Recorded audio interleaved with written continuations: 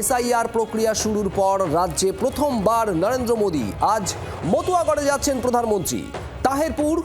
তাহেরপুরে জোড়া কর্মসূচি, প্রথমে প্রশাসনিক সভা, সেখান থেকে জাতীয় সড়ক সম্প্রসারণ প্রকল্পের সূচনা করবেন প্রধানমন্ত্রী নরেন্দ্র মোদী এবং তারপর জনসভা করবেন নরেন্দ্র মোদী।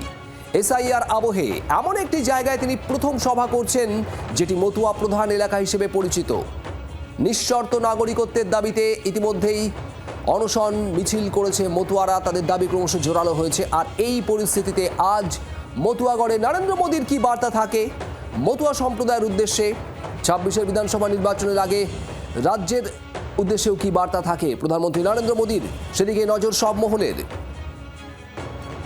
মৌমিতা চক্রবর্তী আমাদের প্রতিনিধি রয়েছেন আমাদের সঙ্গে। মৌমিতা, এসআইআর প্রক্রিয়া শুরুর পর প্রথমবার রাজ্যে প্রধানমন্ত্রী নরেন্দ্র মোদী আজ মতুয়াগড়ে তিনি জনসভা করবেন, কি উঠে আসতে পারে তার বার্তায়, কি ইঙ্গিত?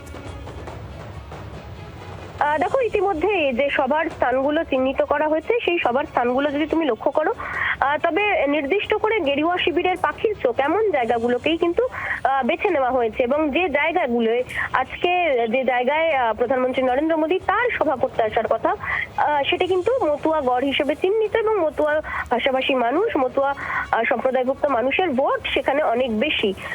খুব স্বাভাবিকভাবেই তাৎপর্যপূর্ণভাবে এখানে যদি ভোটের রেশিও দেখা যায়, তবে ২৪ নির্বাচনে যে রেশিও ছিল এবং ২৬ নির্বাচনে বিজেপি যে টার্গেট রেখেছে তার পরিপ্রেক্ষিতে এই জায়গা বেছে নেওয়া হয়েছে এবং কিছুক্ষণের মধ্যে সরকারি অনুষ্ঠানের পাশাপাশি এখানে রাজনৈতিক সভায় বক্তব্য রাখতে আসছেন প্রধানমন্ত্রী নরেন্দ্র মোদী, যা নিয়ে কিন্তু ইতিমধ্যেই অন্যান্য সমস্ত রাজনৈতিক দলের তরফ থেকে নজর রাখা হয়েছে। কারণ আজকে এই এসআইআর আবহে প্রধানমন্ত্রী এসে কি বার্তা দেন সেদিকে অবশ্যই তা নিয়ে কিন্তু একটা উন্মাদনা এবং উৎসাহ তো রয়েছেই। একেবারেই মৌমিতা, তোমাকে ধন্যবাদ। আর এদিকে তাহেরপুরে যেখানে প্রথমে প্রশাসনিক সভা এবং তারপর জনসভা প্রধানমন্ত্রী নরেন্দ্র মোদীর, সেখানে কিন্তু রীতিমতো প্রস্তুত সভাস্থল, আর ধীরে ধীরে প্রচুর মানুষ তারাও উপস্থিত হতে শুরু করেছেন। একেবারে সেখান থেকেই রয়েছেন আমাদের অপর প্রতিনিধি বিক্রম দাস। বিক্রমের কাছে যাব সরাসরি। বিক্রম, আর কিছুক্ষণ পরেই রাজ্যে পৌঁছবেন প্রধানমন্ত্রী নরেন্দ্র মোদী আর তারপর তাহেরপুরে মতুয়াগড়ে আসবেন প্রধানমন্ত্রী। আসার আগে এই মুহূর্তে সেখানকার ছবিটা যদি একবার তুলে ধরো। কিছুক্ষণের মধ্যেই রাজ্যের প্রধানমন্ত্রী নরেন্দ্র মোদী এসে পৌঁছাবেন এবং এই মুহূর্তে আমি রয়েছি তাহেরপুরে, যেখানে পরিবর্তন সংকল্প সভা হবে, প্রধানমন্ত্রী উপস্থিত থাকবেন। তার আগে থেকেই সকাল সকাল আমরা যে দেখতে পাচ্ছি প্রচুর মানুষ, কাতারে কাতারে মানুষ কিন্তু এই মুহূর্তে এই সভাস্থলে এসে পৌঁছে গিয়েছে। তুমি দেখতে পাচ্ছ মানুষের মধ্যে উদ্দীপনা, উন্মাদনা এবং তার সঙ্গে সঙ্গে মানুষের মুখে মুখে স্লোগান, হাতে প্ল্যাকার্ড। তার সঙ্গে সঙ্গে আমি কথা বলবো যারা এখানে এসছেন আপাতত তাদের সঙ্গে, মূলত জানতে চাইবো যে প্রধানমন্ত্রী আসছেন, কি শুনতে চান, কি বলতে চান। আমরা একটাই কথা বলতে চাই, সেটা হচ্ছে আমরা পরিবর্তন চাই। এতদিন আমরা চুপ ছিলাম, চুপ থাকতে থাকতে আজকে আমাদের এই অবস্থা, দেশের এই অবস্থা, আমাদের রাজ্যের এই অবস্থা। আমাদের রাজ্যের বাইরে, আমাদের অন্য অন্য রাজ্যে যখন আমরা যাই, আমরা যে পরিবর্তন দেখতে পাই, আমাদের পশ্চিমবঙ্গে এসে আমরা সেই পরিবর্তন দেখতে পারি না। তো আমরা চাই যে এই পরিবর্তন সংকল্প সবাই যে আমরা এসেছি, তো আমরা এই পরিবর্তনটা চাই, যে সবাই আমরা এসেছি এটা আমরা সাকসেস হতে চাই। আর আমার নিজের অভিজ্ঞতা, আমি নিজে নিজের সাথে কোনো বাইরে আশেপাশের লোকের না, আমার নিজের অভিজ্ঞতা। আমি কর্ণাটকে 5 বছর থেকে এসেছি জবের জন্য, পড়াশোনার জন্য 3 বছর, জবের জন্য 2 বছর। তো সেই যখন আমি জব করতে যেতাম হসপিটালে, আমি জব করি, নার্স আমি একজন।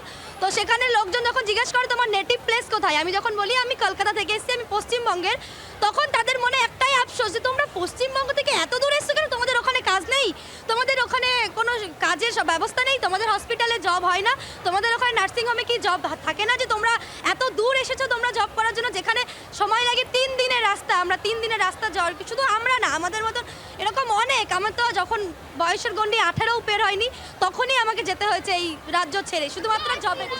আরও দেখাবো যে প্রচুর লোকজন, তারা কিন্তু কাতারে কাতারে মানুষ এসছে, এখনো বহু লোক তারা সভাস্থলের বাইরে রয়েছেন, যারা ভেতরে প্রবেশ করছেন। তার সঙ্গে সঙ্গে তুমি বুঝতেই পারছো যে প্রধানমন্ত্রী আজকের এই সফর অত্যন্ত রাজনৈতিকভাবে গুরুত্বপূর্ণ। তার কারণ একেবারে মতুয়াগড়ে এই সভা হচ্ছে। আমরা জানি যে গত 2024 নির্বাচনে সেখানেও কিন্তু রানাঘাট থেকে জয়ী হয়েছিল বিজেপি প্রার্থী, এবং তার সঙ্গে সঙ্গে যেটা এখন সবথেকে বড় ইস্যু তা হলো এসআইআর। এই এসআইআরের পরে প্রধানমন্ত্রী এটা প্রথম সফর, সেক্ষেত্রে প্রধানমন্ত্রী তিনি কি বক্তব্য রাখেন, তার বক্তব্য শোনার জন্য কিন্তু এই মুহূর্তে হাজারো হাজারো মানুষ তারা এসে পৌঁছেছেন।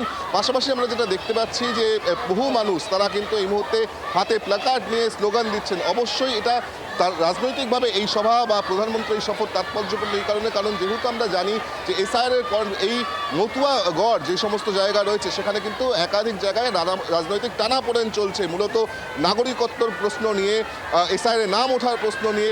সেক্ষেত্রে দাঁড়িয়ে প্রধানমন্ত্রী আজকের কি বক্তব্য রাখেন, তার মুখে কি বক্তব্য উঠে আসে, সেই দিকে কিন্তু এই মুহূর্তে প্রত্যেকের নজর রয়েছে।